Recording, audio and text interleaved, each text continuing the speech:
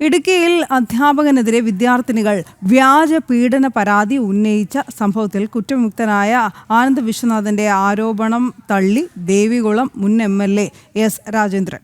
ആനന്ദ് ശിവകുമാർ ഉന്നയിച്ച ആരോപണം അടിസ്ഥാനരഹിതമെന്നാണ് അദ്ദേഹം പറയുന്നത്. പരാതിയുമായി CPM-നോ തനിക്കോ ബന്ധമില്ല. വിദ്യാർത്ഥിനികൾ അധ്യാപകനെതിരെ പരാതി നൽകിയ ശേഷം തന്നെ സമീപിച്ചിരുന്നു. പരാതി നൽകിയതോടെ അധ്യാപകൻ ക്രൂരമായി പെരുമാറുന്നു എന്നാരോപിച്ചാണ് തന്നെ സമീപിച്ചത് എന്നാണ് മുൻ MLA ഇപ്പോൾ ന്യായീകരിച്ചിരിക്കുന്നത്. മറിച്ചുള്ള ആരോപണങ്ങൾ അടിസ്ഥാനരഹിതമാണ് എന്നുകൂടി അദ്ദേഹം പറയുന്നു. തനിക്കെതിരെ വ്യാജ പീഡന പരാതി തയ്യാറാക്കിയത് എസ് രാജേന്ദ്രന്റെ നേതൃത്വത്തിലാണെന്ന് ആനന്ദ് വിശ്വനാഥൻ ആരോപിച്ചിരുന്നു. 3 പേരാണ് അവസാനം പരാതിക്കാരായിരുന്നു. ഇതിനു വേണ്ടിയിട്ടുള്ള പരാതി തയ്യാറാക്കിയത് മാർക്സിസ്റ്റ് പാർട്ടിയിലോ അല്ല, MLA ഓഫീസിലോ അല്ല. അവർ മൊഴി കൊടുത്ത് അങ്ങനെയാണ് സാധാരണഗതിയിൽ കേസ് വരുന്നത്. അവർ സ്വയം പരാതി കൊടുക്കുകയായിരുന്നു.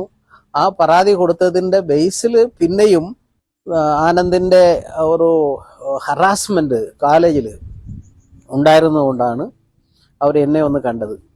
അന്ന് ചന്ദ്രൻ എന്നുള്ള ഒരു പ്രിൻസിപ്പൽ ഉണ്ടായിരുന്നു. അദ്ദേഹവുമായിട്ട് ഞാൻ സംസാരിച്ചു. ഇത്തരത്തിൽ പ്രശ്നങ്ങളുണ്ട്, കുട്ടികൾക്ക് സംരക്ഷണം വേണം. ആനന്ദ് കുട്ടികളെ ഈ വിഷയത്തിൽ ഹറാസ്മെൻറ്റ് ചെയ്യുകയും പരാതി കൊടുത്തതിനെ വേറെയും നിന്നെ തോപ്പിക്കാതെ വിടില്ല എന്ന് വാശി പറഞ്ഞുകൊണ്ട് നടക്കുന്നു, ശരിയല്ല എന്നുള്ള ഇടപെടലേ നമ്മൾ നടത്തിയിട്ടുള്ളൂ. സുബിൻ തോമസ് ചേരുന്ന കൂടുതൽ വിവരങ്ങൾ. സുബിൻ, ഈ കോപ്പിയടി പിടിച്ചതിന് വ്യാജ പീഡന പരാതിയിലാണ് ഈ അധ്യാപകൻ ഇത്രയും നാളും അനുഭവിക്കേണ്ടി വന്നത്. അതിൽ SFIയുടെയും അന്ന് MLA ആയിരുന്ന വ്യക്തിയുടെയും കൈകൾ ഉണ്ടായിരുന്നു, അല്ലെങ്കിൽ അവരുടെ ഗൂഢാലോചന ഉണ്ടായിരുന്നു എന്നുള്ള ആരോപണമാണ് ഇപ്പോൾ അത് തിരുത്തി മുൻ ദേവികുളം MLA എസ് രാജേന്ദ്രൻ പറയുന്നത്, അല്ലേ? തീർച്ചയായും അത്തരത്തിൽ തന്നെയാണ്. പ്രധാനമായും ഈ വ്യാജ പരാതി നൽകിയ വിദ്യാർത്ഥിനികളെ സപ്പോർട്ട് ചെയ്യുന്ന രീതിയിലുള്ള, അല്ലെങ്കിൽ അവർക്ക് പിന്തുണ നൽകുന്ന രീതിയിലുള്ള ഒരു പ്രതികരണമാണ് എസ് രാജേന്ദ്രന്റെ ഭാഗത്ത് നിന്ന് ഇപ്പോഴും ഉണ്ടാകുന്നത് എന്നുള്ളതാണ് ഏറ്റവും പ്രധാനപ്പെട്ട കാര്യം. ഇത്തരത്തിൽ പെൺകുട്ടികൾ പരാതി നൽകിയതിനു ശേഷവും ഈ അധ്യാപകൻ പെൺകുട്ടികളെ വലിയ രീതിയിൽ അപമാനിക്കാൻ ശ്രമിക്കുന്നു, അല്ലെങ്കിൽ ക്രൂരമായി കോളേജിൽ പോലും ക്രൂരമായി പെരുമാറാൻ ശ്രമിച്ച ഒരു സാഹചര്യമൊക്കെ ഉണ്ടായി എന്നുള്ളതാണ് ഇത്തരത്തിൽ എസ് രാജേന്ദ്രൻ പറഞ്ഞു വയ്ക്കുന്നത്.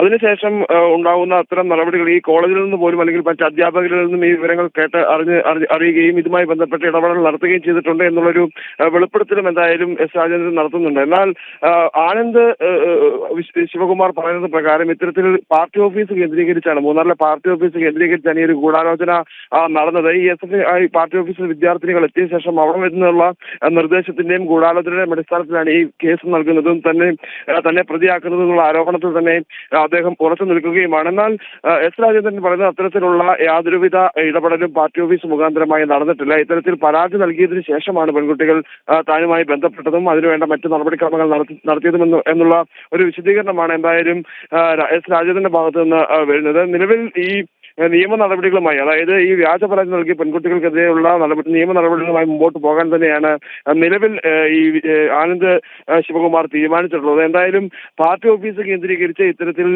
ഈ ഒരു ഗൂഢാലോചന നടന്നു എന്ന ആരോപണത്തിൽ നിലവിൽ ഇപ്പോൾ ഇടുക്കിയിലെ അല്ലെങ്കിൽ മൂന്നാറിലെ CPM പാർട്ടി നേതൃത്വം സമ്മർദ്ദത്തിലുമാണ്.